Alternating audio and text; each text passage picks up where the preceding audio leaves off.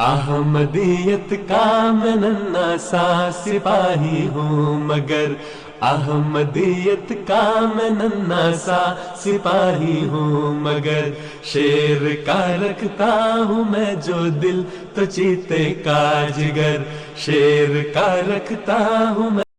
Bismillahirrahmanirrahim. Assalamualaikum warahmatullahi wabarakatuh. Para hadirin yang dimuliakan Allah Subhanahu wa taala, alhamdulillah kita bisa bersilaturahim kembali dalam program Tarbiyat Online hari ini. Pada episode yang lalu kita telah membahas tentang keutamaan akhlak mulia, dan insya Allah kali ini kita masih akan melanjutkan pembahasan seputar keutamaan akhlak mulia. Hadirin yang berbahagia, Rasulullah SAW adalah insan kamil yang diutus ke dunia ini untuk menjadi suri teladan terbaik bagi seluruh umat manusia. Wabil khusus kita sebagai kaum muslimin sudah seharusnya menjadikan beliau SAW sebagai idola dan public figure yang paling ideal dan sempurna. Sebagaimana firman Allah Subhanahu wa taala, A'udzubillahi minasyaitonirrajim, Bismillahirrahmanirrahim. Laqad kana lakum fi Rasulillahi uswatun hasanatun liman kana yarjullaha wal yawmal akhir wa dzakarallaha katsira. Sesungguhnya telah ada pada diri Rasulullah suri teladan yang baik bagimu, yaitu bagi orang yang mengharap rahmat Allah dan kedatangan hari kiamat, dan dia banyak menyebut Allah. Surah Al-Ahzab ayat 22. Pada dasarnya, seluruh aspek kehidupan dan akhlak Rasulullah SAW adalah Al-Quran. Diriwayatkan mengenai akhlak Rasulullah SAW, Allahumma salli ala Muhammad wa ala ali Muhammad wa barik wa sallim innaka hamidum majid. Qala Qatadatu wa kana usiba yawma Uhud faqultu ya ummal mu'minin ambi'ini an khuluqi Rasulillah sallallahu alaihi wasallam. Qalat alastum taqra'ul Qur'an? Qultu bala. Qalat fa inna khuluqa nabiyillah sallallahu alaihi wasallam kana al-Qur'an. Hadrat Qatadah berkata, Hadrat Hisham bin Amir gugur ketika perang Uhud. Lantas aku, yaitu Sa'ad, bertanya, wahai Ummul Mukminin, beritahukanlah kepadaku tentang akhlak Rasulullah sallallahu alaihi wasallam. Maka Hadrat Siti Aisyah radhiyallahu anha menjawab, bukankah engkau telah membaca Al-Quran? Aku menjawab, benar. Aisyah berkata, akhlak Nabi sallallahu alaihi wasallam adalah Al-Quran. Hadis riwayat Muslim. Suatu ketika seorang Arab Badui bertanya kepada para sahabat tentang akhlak Nabi sallallahu alaihi wasallam tidak lama setelah beliau sallallahu alaihi wasallam wafat. Setiap sahabat yang ditanya mereka tidak kuasa untuk bercerita, hanya tetesan air mata yang mengalir. Lalu ketika menemui Hadrat Ali radhiyallahu an, beliau malah berbalik bertanya kepada orang tadi agar melukiskan keindahan dunia. Padahal kata Al-Quran, betapa dunia itu amat kecil dan sebentar. Mata'ud dunya qalil, surah An-Nisa ayat 7. Ketika orang tersebut tidak mampu melukiskan keindahan dunia, maka ucap Hadrat Ali, bagaimana mungkin aku dapat melukiskan akhlak Nabi SAW? Sedangkan Allah Ta'ala pun berfirman, innaka la'ala khuluqin azim. Sungguh Nabi SAW memiliki akhlak budi pekerti yang sangat agung. Karena tidak puas orang tadi, lalu mendatangi istri Nabi SAW, yaitu Hadrat Siti Aisyah radhiyallahu anha, yang tentang keindahan akhlak Nabi SAW, kata-kata yang terucap dari beliau adalah kana khuluquhul Qur'an. Beliau SAW adalah Al-Quran berjalan. Huzur Aqdas Ayyadahullahu Ta'ala Birasil Aziz bersabda, tujuan akhlak adalah mencari ridha Allah Ta'ala. Lalu apa yang dimaksud dengan mencari ridha Allah? Yaitu apa yang dikehendaki oleh Allah. Dan apa yang dikehendaki oleh Allah Ta'ala? Yaitu kita menegakkan keteladanan Rasulullah SAW dalam setiap aspek. Untuk itu, suatu keharusan bagi seseorang agar berusaha membentuk hidupnya sesuai dengan teladan Rasulullah SAW. Hadirin yang dirahmati Allah Subhanahu wa taala, beberapa akhlak Nabi SAW yang menjadi suri teladan bagi kita, di antaranya yang pertama, akhlak beliau dalam hal kasih sayang.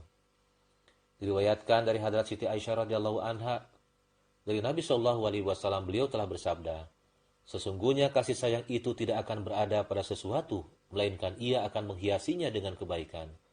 Sebaliknya jika kasih sayang itu dicabut dari sesuatu, melainkan ia akan membuatnya menjadi buruk. Hadis riwayat Muslim. Hadrat Siti Aisyah radhiyallahu anha menceritakan, ada seorang Arab gurun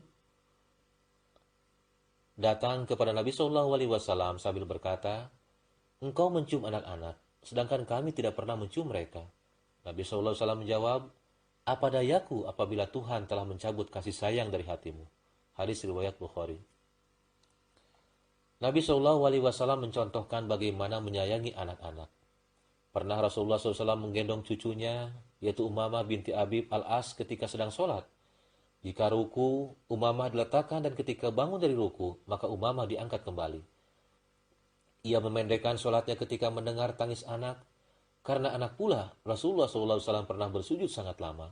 Begitu lamanya Rasulullah SAW bersujud, sampai-sampai para sahabat mengira bahwa Rasulullah SAW sedang menerima wahyu dari Allah Azza wa Jalla. Padahal yang terjadi sesungguhnya adalah ada cucu yang menaiki punggungnya. Begitupun kasih sayang yang beliau SAW tunjukkan kepada istri-istri beliau, tetangga, para sahabat, bahkan musuh sekalipun, dan makhluk pada umumnya. Seorang yang bertakwa menuntut adanya penzahiran akhlak mulia dan kasih sayang dalam kehidupannya terhadap siapapun. Jika tidak, maka keimanannya kosong dan hanya pengakuan saja. Hadirin yang berbahagia, yang kedua, bahwa akhlakul karimah yang dicontohkan Rasulullah SAW dan merupakan akhlak dalam Islam, yaitu malu. Dalam salah satu riwayat, Rasulullah SAW bersabda, "Inna likulli dinin khuluqan wa khuluqul Islam al-haya." Rasulullah SAW bersabda, sesungguhnya setiap agama itu memiliki etika, sedangkan akhlak ataupun etika Islam adalah rasa malu. Hadis riwayat Ibnu Majah. Dalam riwayat lain disebutkan bahwa rasa malu akan mendatangkan kebaikan. Maksudnya rasa malu yang mengakibatkan ketidaksukaan terhadap perbuatan buruk.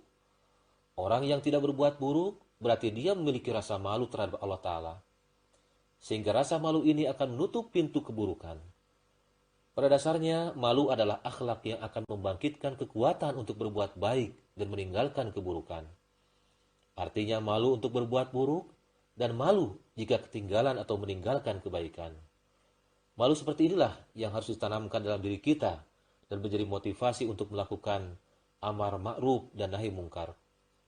Namun ada juga rasa malu yang tidak baik yang diakibatkan oleh kelemahan pribadi, yaitu rasa rendah diri atau minder yang justru ini akan menjadi penghalang untuk kemajuan jasmani maupun rohani. Hadirin yang saya muliakan, yang ketiga adalah bahwa ibadah akan membentuk akhlak mulia.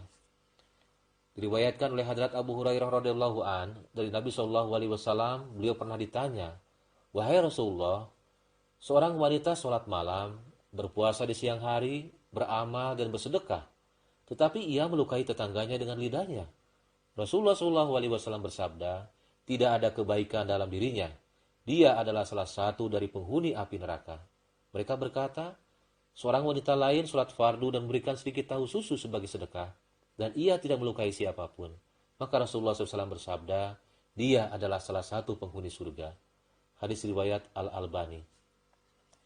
Jadi bahwa barometer ibadah dan sholat seseorang, apakah sholat ataupun ibadahnya diridhoi Allah Ta'ala ataupun tidak, adalah nampak dari amal kesehariannya. Karena ibadah tidak hanya sekedar ritual dan gerakan fisik semata, tetapi bertujuan untuk mencegah seseorang dari keburukan akhlak, kemungkaran, dan mudarat bagi dirinya maupun orang lain. Sebaliknya, sholat yang makbul bisa dilihat dari kehidupan sosialnya. Dia akan selalu berbuat baik dan mendatangkan kebaikan bagi siapapun, sebagaimana penjelasan hadis tadi. Hadirin yang berbahagia, berikutnya bahwa akhlakul karimah akan bisa membuat seseorang menjadi manusia terbaik. Rasulullah SAW bersabda, "Lam yakun nabiyyu sallallahu alaihi wasallam fahishan wala mutafahishan wa kana yaqul inna min khiyarikum ahsanakum akhlaqan."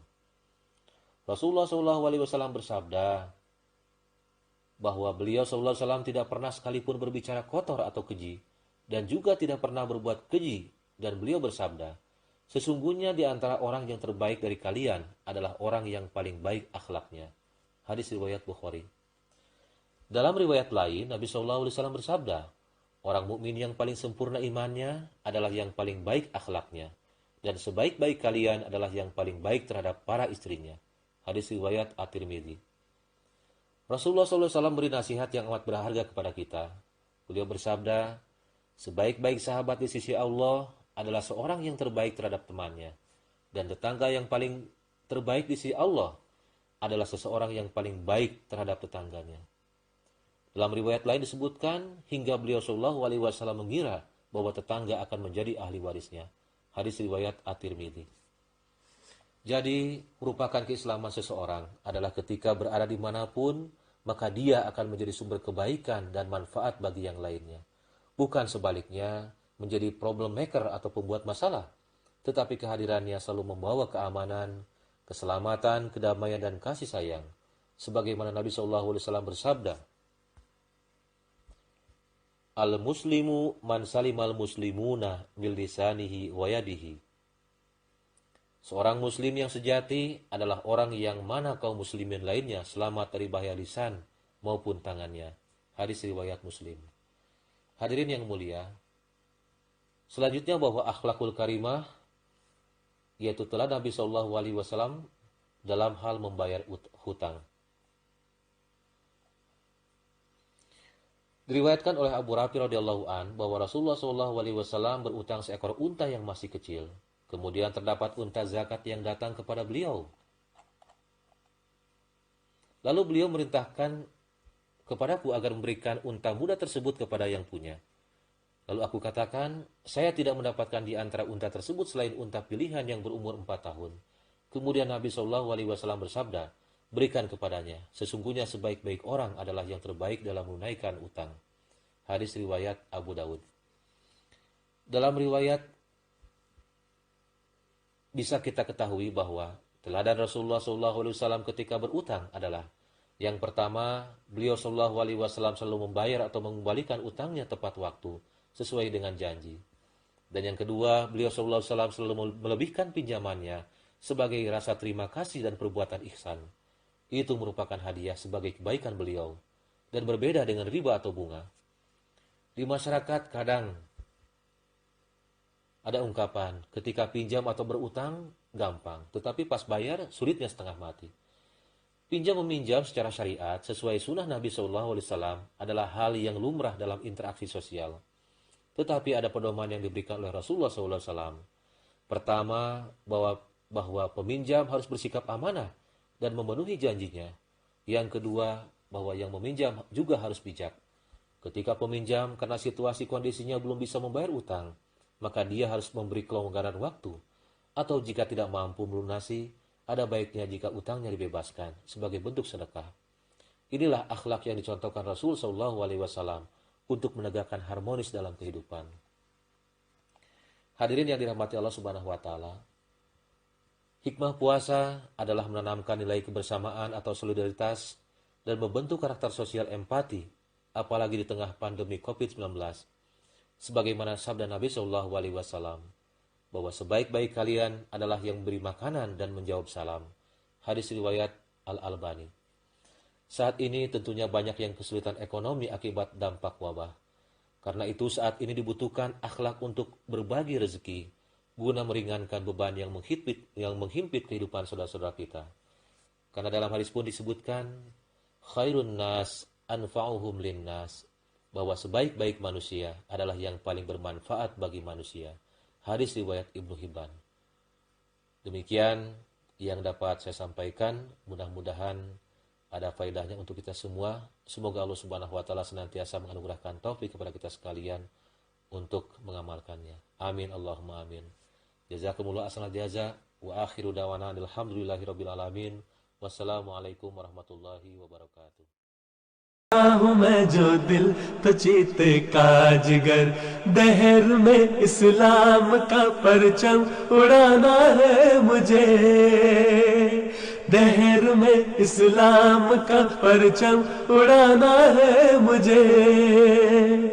इन मसाइब